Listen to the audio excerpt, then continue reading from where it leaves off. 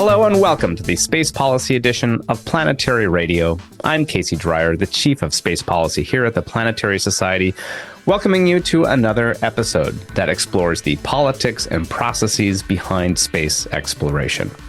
This month, we look at commercial space stations, commercial LEO development, or at least the promise of, the plans for, the hopes of, that are currently going through, let's say, some turbulence, though those seem to have smoothed out by the time we have released this. NASA looking at the post-International Space Station future. What takes its place? To talk about this with me, I welcome Clayton Swope. He's the Deputy Director of the Aerospace Security Project and a Senior Fellow at the Center for Strategic and International Studies in Washington, D.C., former congressional staff member, general space expert, who has written on this topic and a bunch of other topics. And he will give me kind of the generally pro version of commercial space station development. I come at this a bit more skeptical. There are numerous reports that show the lack of an existing commercial or market interest in human-tended space stations. There are major questions about the feasibility, financial stability, capability of commercial space stations and whether they can or will work.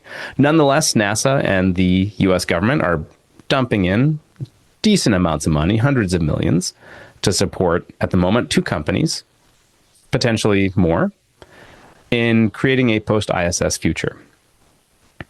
But even NASA itself seems to be having second thoughts. At its Ignite event earlier this year, the head of the space station program, Dana Weigel, said some things that are relatively rare for a NASA official, saying that the commercial impact of the space station is limited, that there is no real viable budget level that NASA can support to enable multiple independent commercial stations in time for the end of the ISS, just a few years away, and proposing a radically different idea of building out, extending the ISS, building out a commercial module that commercial stations could attach to. That idea died within about a month of that proposal, but nonetheless, it's very instructive that there are some serious second thoughts about the viability of this program. I'm also a skeptic on the idea of the what's called continuous heartbeat policy, that the United States needs to maintain continuous occupation of low Earth orbit to some degree for reasons that Clayton will try to convince me of, and other people may still yet. But that drives a lot of the higher level and more challenging requirements about having to continue to maintain a relatively expensive low Earth orbit program for astronauts while we're going to the moon. So I'll bring my skepticism, my open-minded skepticism, to this discussion. But before we get there, I'd like to remind you that this show and the Planetary Society itself that enables it is member-supported. So if you like the show, if you like what we do at the Planetary Society, please consider joining us at planetary.org/join. Literally, without you, we cannot do the show. We cannot do our great work here in educating and getting people excited about space, about promoting a science-driven approach to space exploration, doing policy, advocacy, all the incredibly important things that we need to be doing right now to support a space program that answers to and is responsible to and serves value to the broad public. That's planetary.org/join to join us. If you're a member already, thank you so much. If you donated, consider donating again. Planetary.org/join. And now, Clayton Swope. Clayton, thanks for joining me this month on Space Policy Edition. Sure, Casey, thanks for the invite. One of the reasons I wanted to have you was this interesting drama that we just went through. You characterize it as a Greek tragedy, but hopefully a comedic one, of the commercial LEO destinations program, commercial space stations program at NASA. You covered lots of other things, but this was, I thought you had a great piece about this on your CSIS website that we'll link to in the show notes. But very briefly, why don't you catch us up to speed about what were you writing about? What just happened? And I think we even have some like very recent updates as we're recording this that puts a little cap on this story, and we'll go from there. Yeah, I think if you go back to the start of this saga, I go back to 2019 when NASA rolled out a commercial LEO development strategy.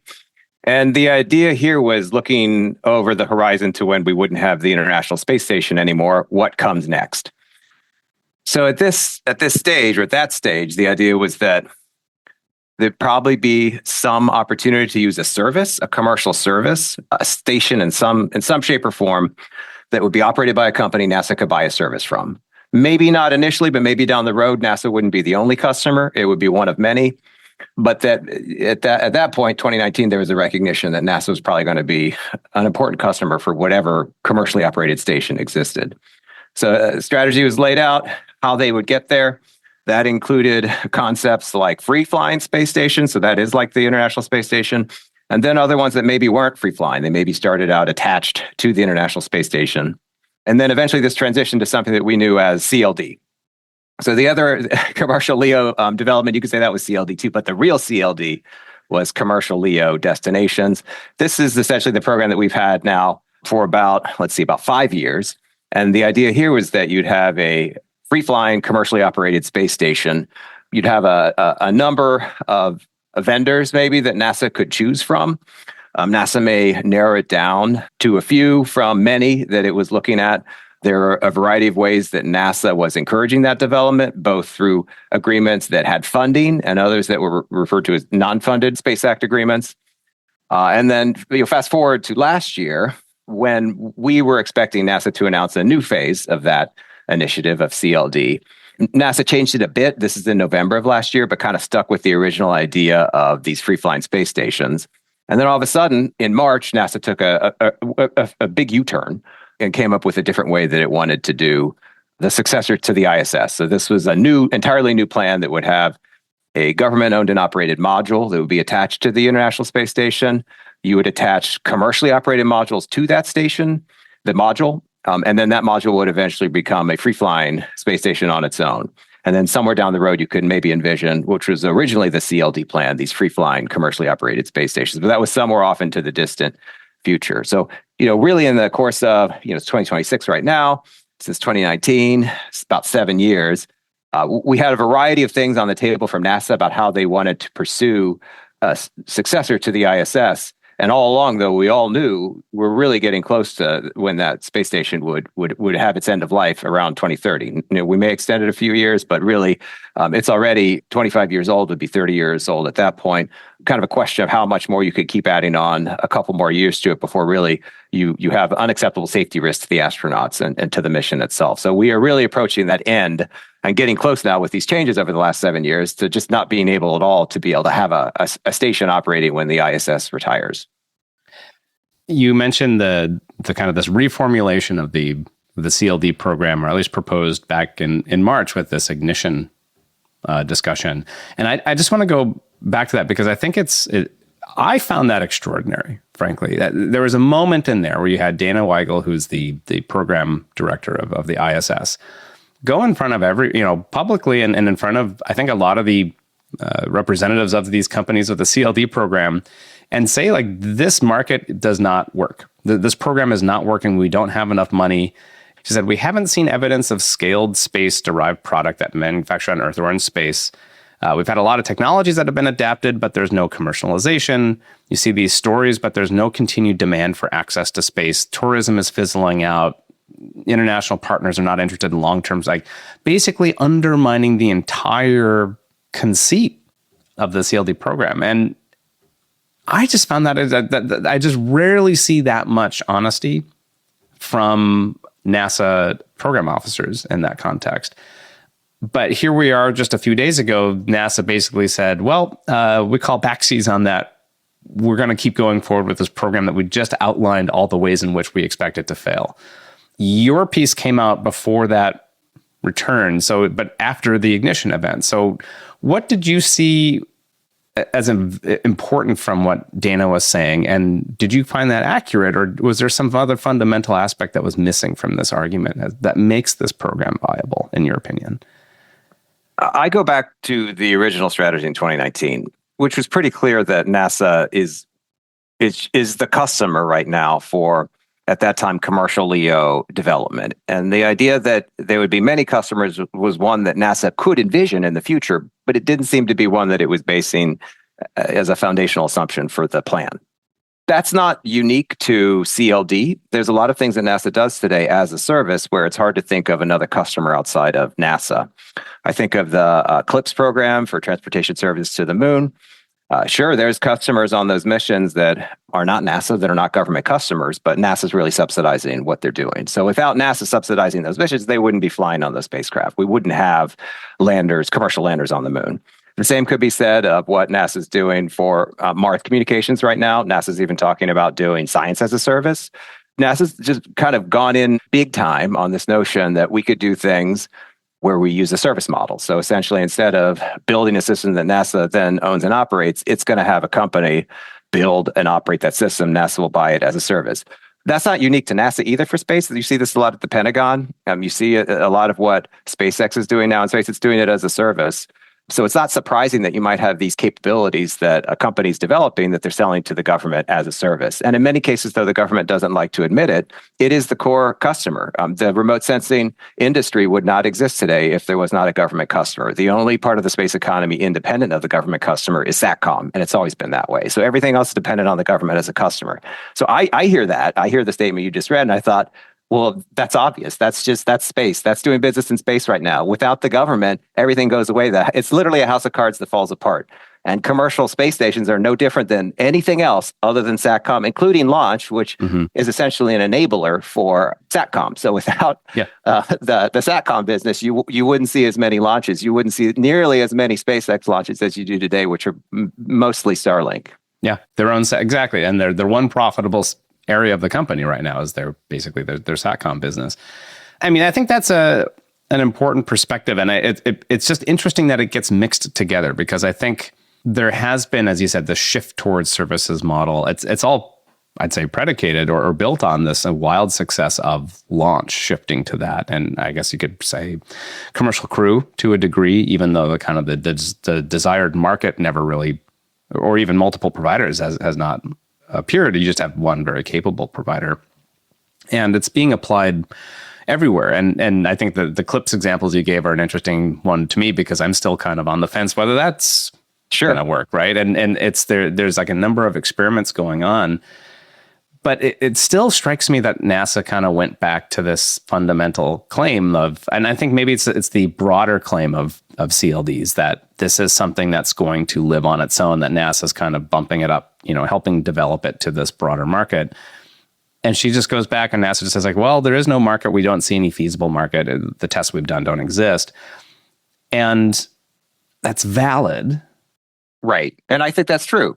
NASA is the market. Right. Maybe that's the misnomer of commercial LEO development. Maybe they shouldn't have called it that then. Right. And I think the companies building commercial space stations, they haven't helped themselves in a lot of cases where they have implied that, well, it's not really that we need the NASA business alone. We have all these customers lining up to buy time on our space station. We just need the certification that we'd get out of the next phase of the CLD program. So I think you had this, you could say, kind of facade of maybe this perception that there was this market outside of NASA that could really drive the commercial space station business, and that NASA would be buying on the margins, that existed today, or that would exist the moment that these stations are flying in orbit.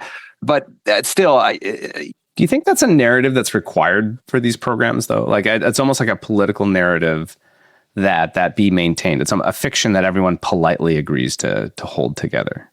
Yeah, I think everyone has a reason to have that perception that there is this broader space economy that is not dependent on the government customer. And again, I don't think this is just NASA. I want to point out, I think government customers writ large want to believe that. And you do hear it, I think, inconsistencies when even someone in the Pentagon talks about this, that when we talk commercial, this is why I think the term commercial is really not useful in the conversations that we have today.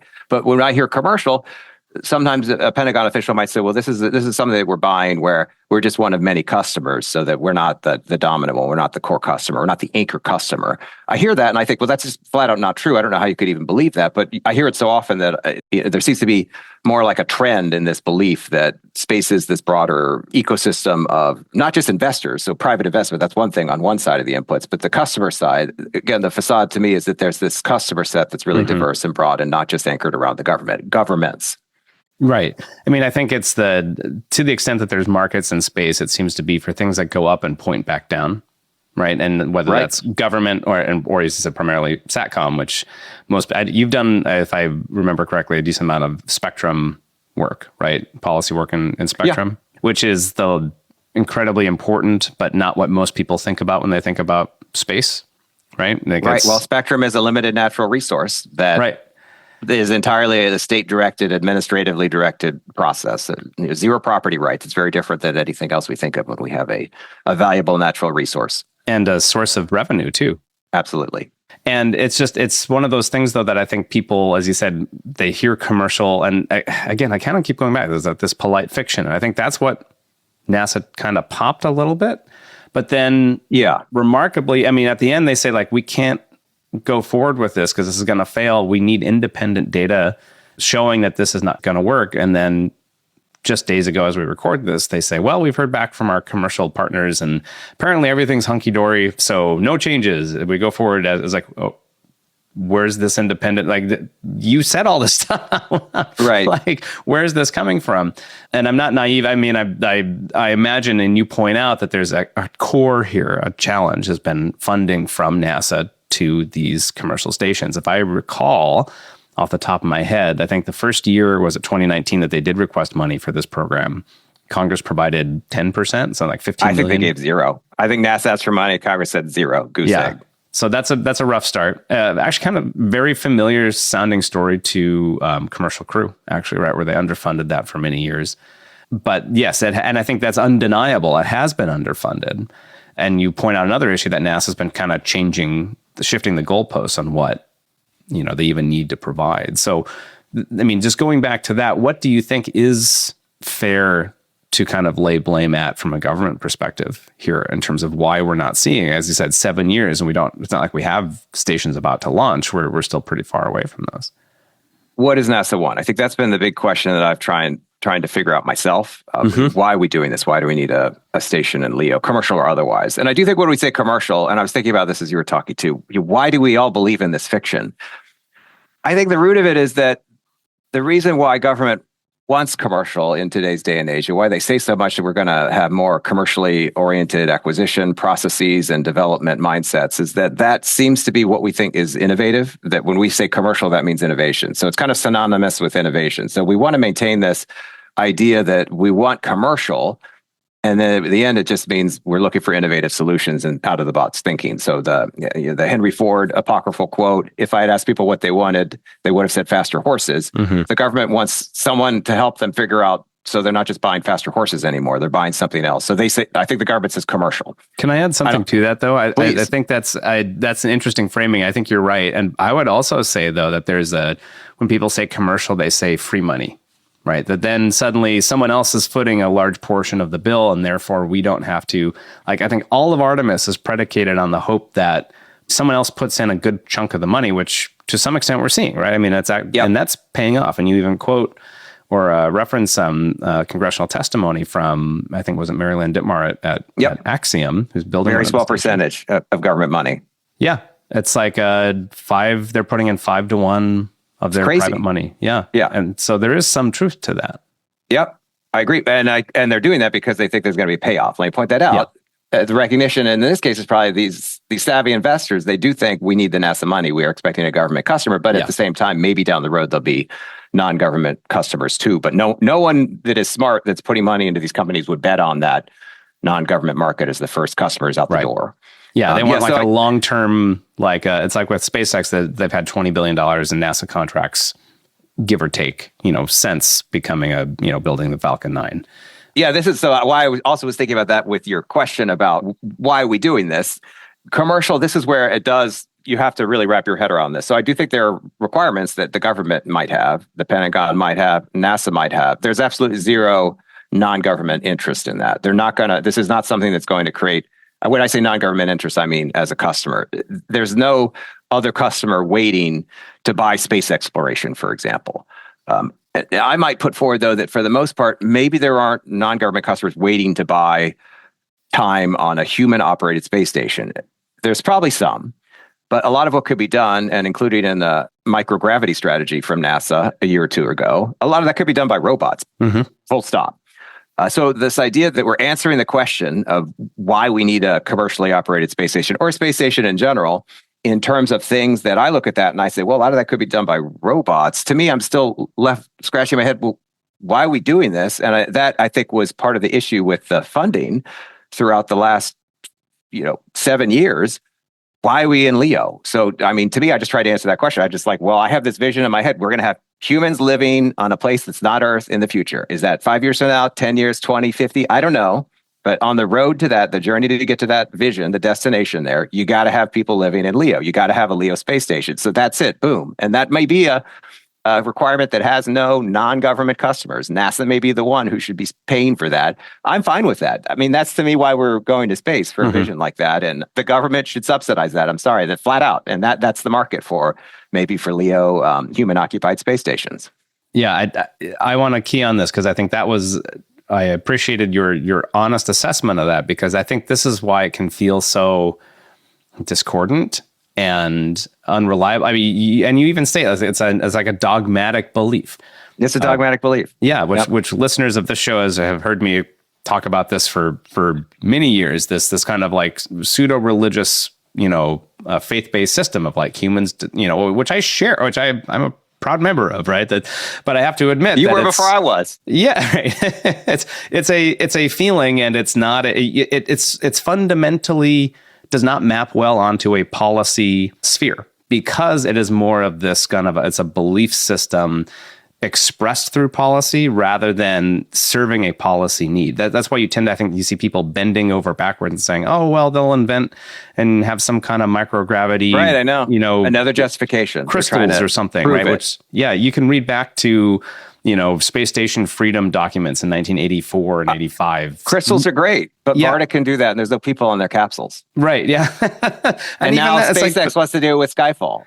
It's very little you can uniquely do. Well, there's very little that you can uniquely do in space that requires people. And I would even say that goes back, that the role of people goes back to the establishment of space as a concept, particularly in this country, to the mid 20th century, that predates the existence of computation and computers, where you could not have viable any other way any sort of operational station or activities, because the computers just, unless they were represented as robots, which then they were kind of presented in this Edwardian servile, subservient attitude towards what a human was. Humans were the centered thing.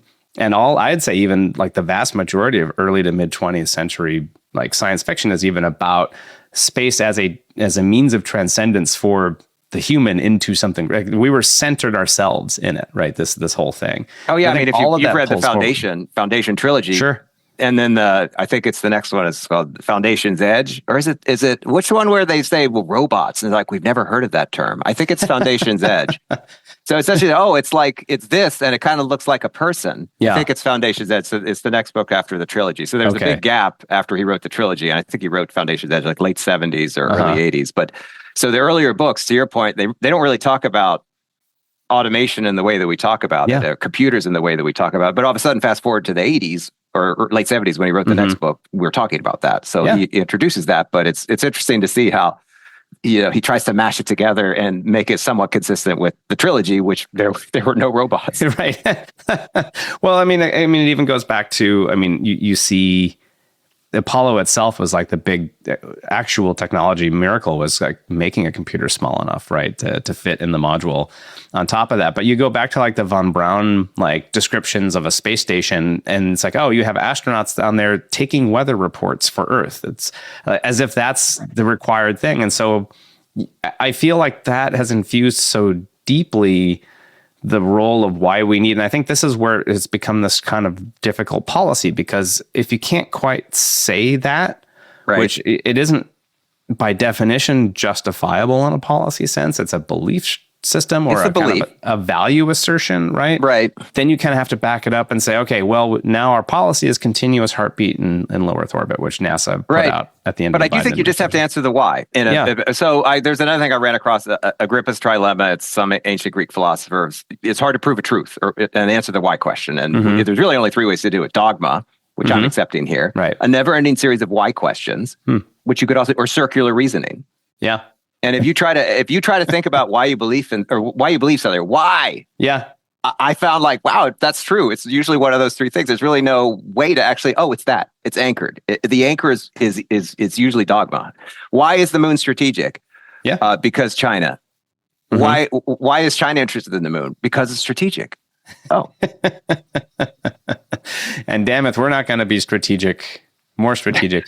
Well, I mean, that's such a great context because you're right. I mean, and it's particularly now as a father of a toddler, I get the why questions. I'm establishing. I have a 5-year-old and a 6-year-old. No, I hear you. Yeah, I've been there.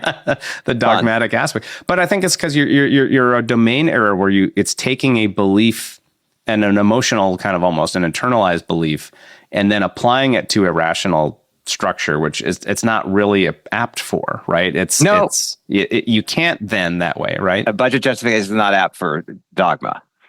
But I think you can lead down into traps. So, I mean, I guess I feel this much more strongly, the belief side of it, with like not hanging out in low Earth orbit, but like doing the, I say doing the moon thing as if that's like this guy, like going to the moon and going beyond. And the Leo thing, I've just never got on board with in that terms of belief. That's hard for me to accept why that needs to be like the continuous heartbeat, which this is where I think we go back to these changing. If NASA's the practical consequence of this is that NASA is unable to create a set of requirements, and they've been shifting for what they actually need from these commercial stations, because I think, tracing back, that this is a dogmatic belief with no necessarily immediate practical need. So how do you then you actually create the policy implementation creates a conditions for failure here? Yeah. Well, I think they also haven't tried to make that case. This is a step on that journey. They've made the case for Artemis. I don't think the case has been made for humans and Leo. It also just sounds like it's got an acronym in it. It's just like Leo. What is that? Basically, I'm just saying humans in orbit closer to Earth. Yeah. I think if we even look at things like situations that could arise from a medical standpoint or just a learning how people's are in space standpoint, I just don't. To me, it makes no sense to do that on the moon. Just people are going to die a lot. Yeah, but haven't we had like quicker. 25 years to do that already? I mean, like, I don't think we've answered all the questions. I mean, even just, the medical, we've just seen medical events on the ISS and just how quickly we can respond to that and things that we can't really do in space. So until we can like smooth out those rough edges, meaning like the rough edge, meaning like, that happens, we have to immediately get that person back to Earth. I just don't feel comfortable giving that up. Until we figure that out, how to do stuff that keep people healthy in space, I don't know how we just jump straight to the lunar surface or something in the lunar orbit, because it's too far away. If there's an emergency, I don't think we'll be able to handle it. Yeah. So you spent a number of years working in the private sector in I'd say space business, right? As part of Amazon's, is it Kuiper? What's Kuiper. The right way? But it's Kuiper. Amazon Leo now, Casey, so you're lucky. Amazon Leo, well. You could just say Leo, but I still say Kuiper because that's who I work for. But yeah, it's Amazon Leo now. How did you see the decision process there? Because was that just a much more relentlessly practical relationship about what the requirements were, what we were trying to do? Or was there a core of this romanticism, dogma of, pushing this forward? I would say definitely less dogma, more just you're thinking about the dollars and cents of the space economy. And to me, that's just the same dollars and cents everywhere. It doesn't matter if you're on Earth and you're in space. So really, it's just, what is the product you're selling? Who's going to buy it? And then you build that product around that customer in that market. And then you try to do that as quickly as you can to reach scale. And as much as you can provide Amazon would say minimal lovable product, not minimal viable product, but just the sense that you could get something out the door that satisfies that customer and you could start selling it. So anything that takes away from that, essentially that's a distraction. And this is where you just have to have really good discipline to be like, no. So, if we just modify it this and then someone else will buy it and no, you're focused on what you think is gonna sell, because the time you get off of that, that's a delay. That's cost and delay, and you're further away from getting to where you want to get. That is what, like, we have had the exact opposite with CLD. So it's just that, right. I think the discipline piece, like you're getting at too, that. And I'm tempted to say keep your eye on the prize, but it could shift too. You could say, well, when we started the Project Kuiper, didn't think there was the direct to device market. Didn't really think about that. Things have changed now. So like things do change in the market, and you have to adapt to that. But that doesn't, I think, take away from the main point that you're really disciplined about what you're trying to do, and you're trying to build that capability at scale to do that. And you're trying to keep yourself away from distractions as much as possible. Well, I guess that's where you're starting with like a practical, probably measurable. I mean, that's the thing with business. I guess you can count dollars in and dollars out at the end of the day, right? I mean, that's a core. It's quantized, and for something, Right. the value of keeping humans in Leo, that's not a countable thing, really. Beyond like you can count the number of people there, right? It's harder to then. Science isn't either. Well, in what sense? I think it is in some ways, right? There's. In terms of there's countable data, I suppose, but you're saying like motivations behind scientific exploration? I just mean like, when is it done? Like in the case of like a company, to me, you're like, we got there, we're profitable, for example. There's like a kind of like a, North Star, if you will, that you can be pointed at, and you at least get over that hump and you're like, we got there. My only analogy there with science and discovery is that sometimes you don't really know what you're, when you get there, you keep trying, or like it's just kind of you may never get there in your lifetime or where you wanted to get, and it's not because you didn't try hard. It's just because you never quite knew what the discovery was that you missed out on, I guess, is my best way to put it. But you just keep trying. There's a great book by Bruno Latour that I love called Laboratory Life, where he was a sociologist and he embedded himself in a biology laboratory. This is like back in the 70s, and he had this great way of explaining science as this, you look backwards, and you can see a path to where you got to. Yeah. But if you put yourself at any point in that path in the past, it's not directional. Like these people are just kind of grabbing like, is it this ideas. or is it this? Yeah. And there's so many dead ends. There's so many things that don't pan out that narrative collapses though into that linear path to where understanding came from. And so at any given moment, you don't even know necessarily. You can maybe have a directionality, but you don't know what's going to pay off by definition almost, right? And you have no idea if there's something that you just missed, right? That would have given you some big answer or not necessarily.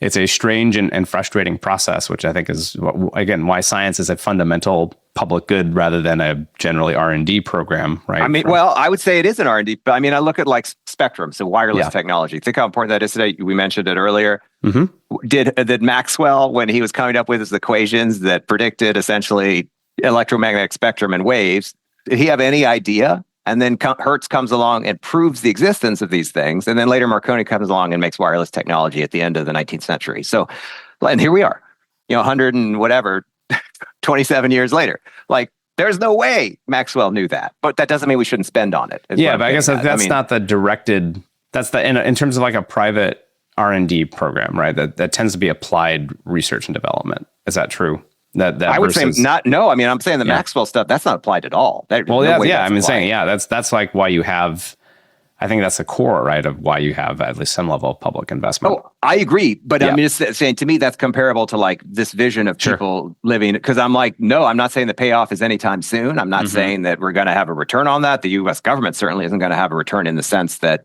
you've unlocked the potential of spectrum and wireless technology for economic development and general good. No, I'm not saying we're going to see that, but to me, it's comparable because it's an investment I think the government should be making. Yeah. Is Maxwell like a caveman inadvertently digging up an oil well and just like, oh, well, I don't know. Yeah, right. He's probably a really smart guy. I assume he was a really smart guy. Well, yes, that's beyond caveman even.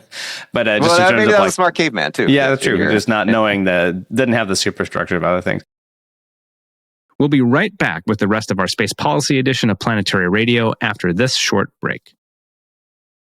Hi, I'm Kirby Runyon, planetary geologist at the Planetary Science Institute and founder of Planetary Experience Consulting. Think of your favorite photograph from the moon or Mars. Have you ever wanted to read the stories recorded in those rocks? You can learn how. This October, I'm co-leading a 3-day expedition to some of New Mexico's finest planetary geology analog sites, and I'd love for you to join me. From October 15th through 19th, we'll explore tube-fed lava flows at Carrizozo, soak in the volcanic desolation of Kilbourne Hole Volcanic Crater, and stand at sunset over the sublime White Sands National Park. These are some of the same landscapes where Apollo and Artemis astronauts have trained. We'll also visit Spaceport America, the New Mexico Museum of Space History, and the Las Cruces Challenger Learning Center. Space is limited to just 20 people, and for every person who registers, the Planetary Society will receive a donation. Head to planetary.org/travel to learn more and save your spot. I hope to see you there. I mean, I'm still kind of fascinated, though, in terms of what you saw in terms of how the policy then, this proposal comes out from NASA. It seems to take a lot of the companies themselves by surprise. And we were just talking about this idea of being kind of nimble, private companies being nimble, really focused on what they want. And you can see this kind of classic distinction in a particularly democratic system where you have the companies wanted what was maybe not the most rational thing from like a policy perspective, because they wanted their CLD funding to continue. They wanted the programs to continue. And so they were highly incentivized to stop it. All that private investment. And yeah, that you pointed out. And because again, I would imagine you'd have to go back to your investors and say, like, I know NASA said there's like literally no other market here, but we have to convince you that NASA was wrong, or that as you say, maybe the only market is the NASA market, or main market. It's the anchor, the anchor market. Yeah, I was kind of just again fascinated how that came out, because how quickly of a turnaround it was, right? And or just maybe that the other pathway wasn't feasible to begin with, because as you point out, ISS it's leaking again, which is never a good thing you want to hear from a space station. It's still old, or a submarine. Yeah, but that issue, I think, of just how quickly the industry itself tamped down this claim, which I don't know if you have any insight into how that process unfolded or developed, but where do you see this from a policy framing about, did NASA just really mess up here and create a mess for themselves?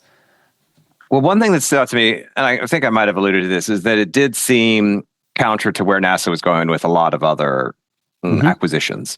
There's an interesting sub-story that like NASA's kind of undermining its entire claim for every other. That's what I thought. I was like, I don't get it. So that one didn't fit. So I'm like, I don't understand the message there. So outside of the criticisms that you pointed out for CLD, I did think, well, this is definitely an outlier. I don't understand how that's really sustainable to have this one program where you're having this burden on it to have a market outside of just the NASA customer, when that's all these other programs, including there's and the same thing, I think at Ignition, or subsequently, maybe it was the moon base announcement. We're talking about the lunar landers, which are being purchased as a service. Yeah. They said, like, we're going to double down on CLPS, which definitely has not really worked. Yeah. Or I was thinking of service vehicles too. Those are required. I think, if I'm not mistaken, that contract is like a services contract. In CLPS too, you're right. Pretty much everything. Yeah. So to me, I was like, well, that just seems weird. That, that's not sustainable. So I did think that. And then the other thing, I think, you pointed out that the critique was the business model, but I think it was deeper too. It was that you can't do what you say you're going to do. Yeah. You can't deliver what you say you're going to deliver when we want it. We don't trust you to deliver. We think there are a lot of technical things you haven't figured out yet, and you're not going to be able to build this thing and operate it the way that you say you are. So that was the thing that to me was the bigger critique outside of the business model. To me, the obvious answer, well, duh, NASA is the market. Yeah. The technical piece, I was like, well, that is an interesting critique. Because for one thing, that has a lot to do with the changing requirements and the funding piece. If you kind of have everyone on a starvation diet, I don't know how you can expect, and you're trying to have a lot of companies that they're all essentially begging for scraps. No, I don't think you're going to have something that really develops the way you want it to do. And then, I think the other side of that was that, if there is a technical challenge, I've heard the ECLIS system mentioned a lot, so the environmental system and life support. So, if that's really hard, and NASA, you're like, we just don't think they've been able to figure it out, help them. But also, is it really, or is it essentially the same stuff we're already using on the ISS? And if it's that hard, obviously some companies have figured it out because they're building human landing systems for the moon. So, and one of them is the same company that's trying to build. Or have they? It's all these things that it's all interrelated. But again, if it's, if you're critiquing one, I guess you're critiquing the other. But at the same time, if you're saying it's really hard, these companies can't figure out, but we know as NASA, help the companies. I think I kind of implied that in my article too, like just help them out. And then the other thing that I'm like, I didn't quite get was that there's no international market for this, and that other countries just want to barter. I'm like, well, I guess that's true, but the way I understand it is that in a lot of cases, these companies are figuring out how to work within that system, meaning, okay, ESA, you don't want to pay us to do something commercially in our station, or JAXA, but what you would do is maybe we'll have some infrastructure within Europe that can support European astronauts. We'll have supply, so cargo supply from a European company. So it's not necessarily just here's some money, operate this for us as a service. There are some like trades in there that allow that economic development piece to happen in these other countries. But it's not. It doesn't look like the regular barter mechanism that NASA has used before with the ISS. And it takes NASA out of the picture. So to me, it seemed like there were workable ways around that one too. So like just from a variety of angles, I looked at this decision and I thought, something just doesn't add up here. So it's less in my mind that NASA just something changed, and more just that the pieces of the puzzle that NASA put together one way that led to the ignition announcement. With all the feedback that they were getting from external stakeholders, they said, "Oh, maybe we looked at it slightly wrong, and let's try that again." And we're like, okay, got it. That makes sense. We maybe should stick with this. So to me, it wasn't that there was a lot of new information out there. It was just sometimes I think when you look at a set of information and you want to, you can look at it one way and then you move the pieces around and you can look at it another way. And maybe you're like, oh, okay, that makes sense. But at the end, it's like, I'm not saying anyone can have a fully operating space station by the sunset of the ISS if we're looking at 2030. Yeah. I think we've gotten to this point, and a lot of it has to do with the funding piece and the requirements that have kind of shifted. I'm not sure if anything could get, I'm worried about if we're not going to have anything after ISS deorbits, but if you switch now this drastically, you're delaying it more, and it's probably going to cost more money. And I guess my analogy, I was thinking about this, my spouse and I, we've been like, I'm not even joking, like 5 years renovating this cabin in West Virginia. We put in a lot of time into it. It's been slow. We've changed our mind on a lot of things. But if we just decided now, we're like, let's just knock it down and build something new, that's going to be really expensive. And everything that we've done in the last 5 years basically goes out the window. And that it's probably going to take longer. So you could do that, but that's pretty drastic. And I don't think it's going to save you any money or any time. I wonder, and this is just speculation, just to be clear, but if there was they were almost getting like too smart for themselves and saying like, well, this will make us happy with the Texas contingent to keep ISS going as long as possible through that alternative plan. And because there's a lot more money, there's a lot more institutional inertia, there's a lot more built-in coalition about just keeping ISS going, because it's been a, roughly $4 billion program for almost 30 years, more than 30 years now. And I believe pretty deeply that the ISS will never end until there's a calamity, because Congress will just never let it end. I mean, you saw this with Shuttle, right? That even after Shuttle only barely ended, they extended it, and they kept wanting to extend it, even though it was clearly unsafe and they didn't have any need for it. And ISS, I think, is a very similar thing. And I wondered if they were thinking, we just gotten a couple more years. Yeah, we had just gotten into a bunch of trouble with a 26 budget request that proposed to stop rotating crews to ISS and stop doing all activities and science up there. Basically, maybe this is a way to kind of buy some goodwill. I wonder if that was a factor in it. And they said, and the CLD companies, they got some other contracts. They're smaller. It won't be as much of an issue. But I wonder if there was an aspect. I mean, just institutionally, NASA is also going to go what it knows with. Right? Yeah, and I mean, I kind of thought along those lines too. I think one thing to think about is that, if rewind like a year ago, Johnson Space Center would have had Gateway. Around the moon. Now there's no Gateway. Right. Now if there's no ISS, what about those people that are working at Johnson? So I do see an impact to the NASA workforce. And for sure. I mean, they're trying to take the money that they specifically gave to Gateway and do a completely different. Right. So that to me though that's not the fault of CLD. I just want to point that out. Yeah. Oh yeah. That exactly. Yes. That is true. Do you see broadly you've been in various aspects of government. Your national security side, you worked a member of Congress. You worked in private industry, and now you're working for a think tank. Do you see kind of a through line in terms of how non-space people see space activities like this? That how much do they depend on, or how do they cue in their decision? Because most people don't have degrees in, or with orbital mechanics, mathematics, or understand spectrum allocation, or the fact that you can't just the space is anything but like sci-fi movies, and you can just fly around wherever you want. How do you best engage with folks like that who don't have kind of a deep understanding of the domain that they're making decisions on? Yeah, this is where the dogmatic belief sometimes is not helpful. Mm-hmm. But at the same time, sometimes it's the only thing that you can lean on. And what I mean is that, it's if outside the economic benefits, which there are, including in things that don't have government as a customer, like SATCOM, there are national security benefits, which I talk about. Then I go back to things that kind of the science piece, and I kind of group that in with the prestige and national honor. So in some ways, I'm talking about it in the way that I would be talking about watching the Olympics and a U.S. team win the Olympics. We should do it because it's important for our country. But at the same time, the Olympics are something that brings everyone together in a way that I think it kind of speaks to the come together, we compete, and we all want to kind of be part of something together as a planet, and all the countries get together and we all enjoy the Olympics, even though it's a very competitive environment. So I guess space is kind of like that. I try to say that at the same time we do have competition, but there is opportunities for cooperation. I think I often point to Apollo-Soyuz in 1975. So, looking at this vision of the future where we do have this competition between the U.S. and China in space, and potentially in a lot of different areas in space, including the moon. But at the same time, just thinking about a day when maybe we start with something like consultation today. I'm not saying we're ready for cooperation, but where countries do have a more collaborative way that they work together in space. And this is essentially captured in NASA's mission in legislation and statute. So like this dual mission to cooperate, but at the same time compete and be a leader. I guess I talk about it in that sense that, the U.S. has always been, a dominant force in the world for 250 years. And that, I expect for that to continue into space. And it's no different than any other activity or domain that we've engaged in. But I think the costs are what really is kind of going back to why we need to really think about why we're in LEO. It's just that costs money.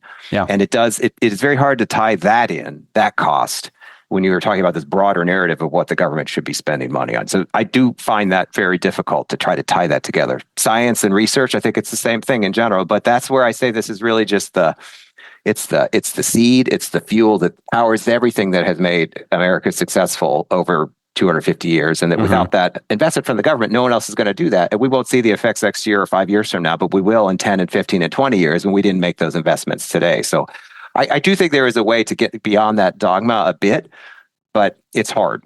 I mean, I'm assuming you probably find that true. You've been doing this a very long time. It absolutely is. And I think what it is, I've kind of gone back and forth, but I do think that dogma's obviously got a lot of connotations to it that aren't great, but just in terms of leaning into the more experiential, or I've been talking about the sublime, and just like it's a way to access the sublime and do something kind of that does, as you said, feel good or inspiring. And that's actually, I think, a real social need, particularly right now. Unifying things are incredible, important social need about binding a society together.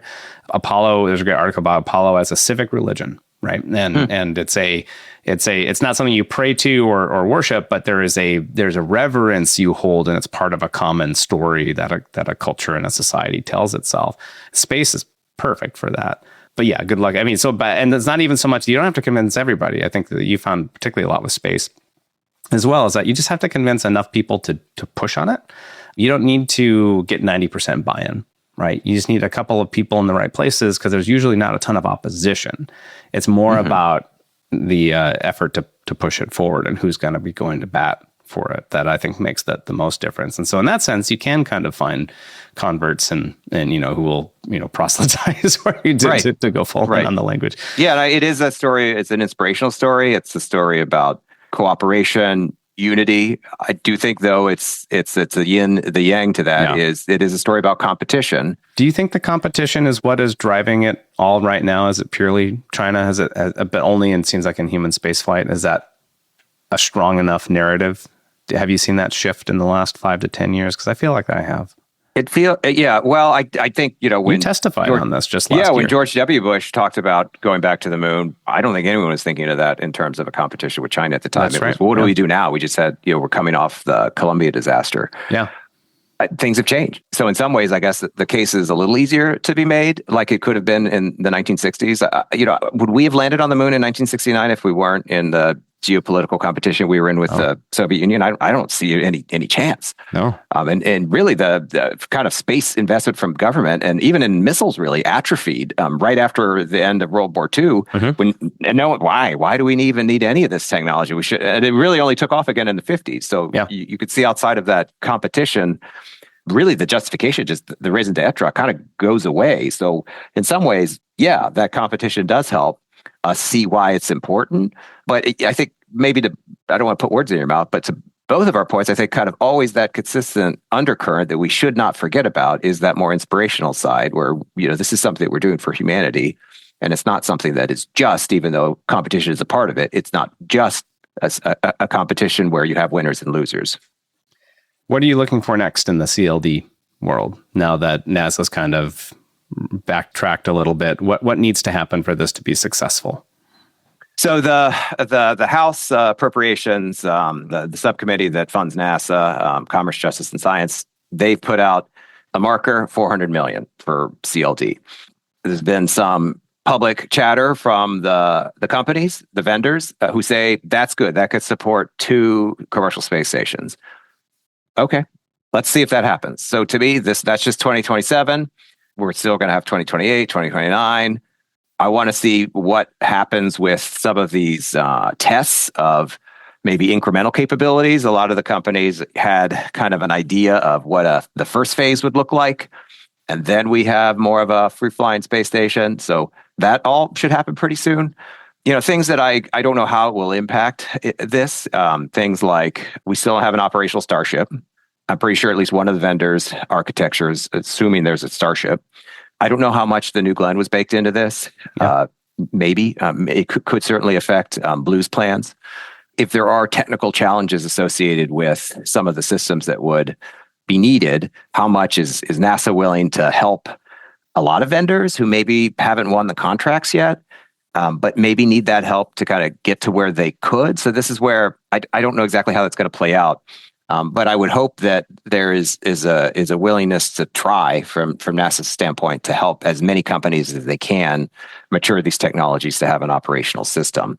But I think in the end it will come down to, can NASA afford more than one commercial space station? One thing I just want to throw out here is, does NASA need 2 Cadillac human-rated space stations? Does it need just one that maybe is rated to NASA standards, similar to the ISS, where you could have that continuous presence, that heartbeat, and another that maybe is somehow used only more sporadically, but still could house humans for a bit of time, not all the time, but maybe that's where you have more of the experiments. So kind of you're trying to have the 2. Well, we want humans to be able to be there a lot of the time, also recognizing that a lot of things can happen without humans there all the time. Right. So you're trying to do both. So one could be more expensive than the other. I have the Honda Civic.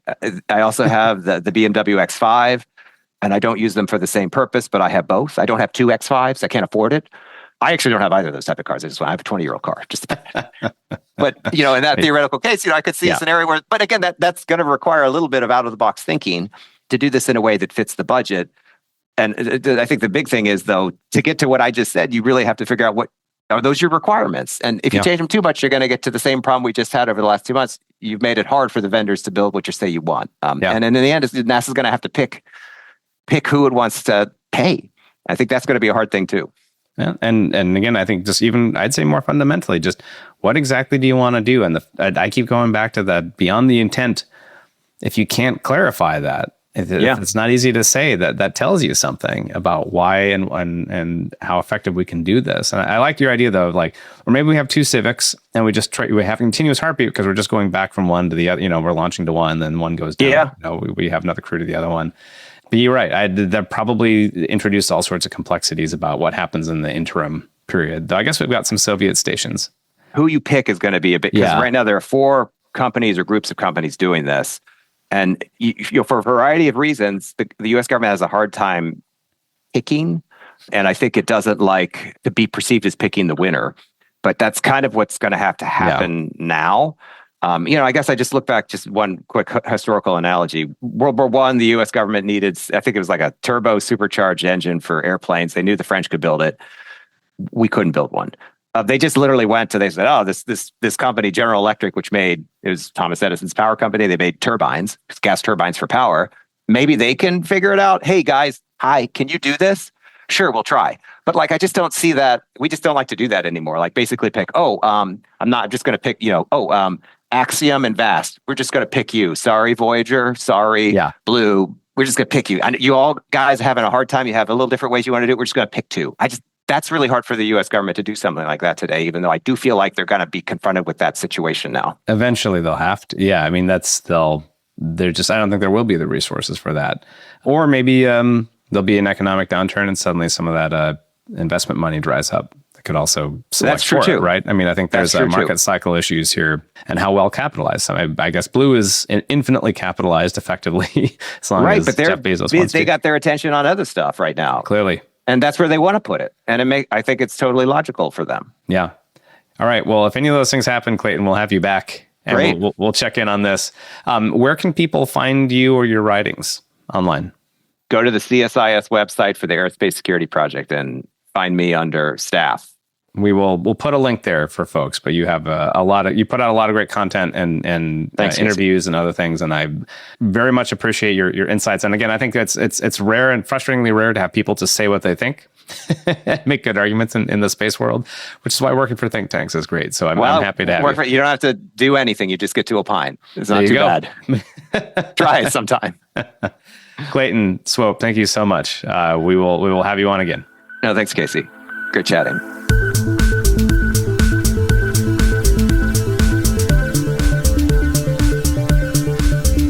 We've reached the end of this month's episode of the Space Policy Edition of Planetary Radio.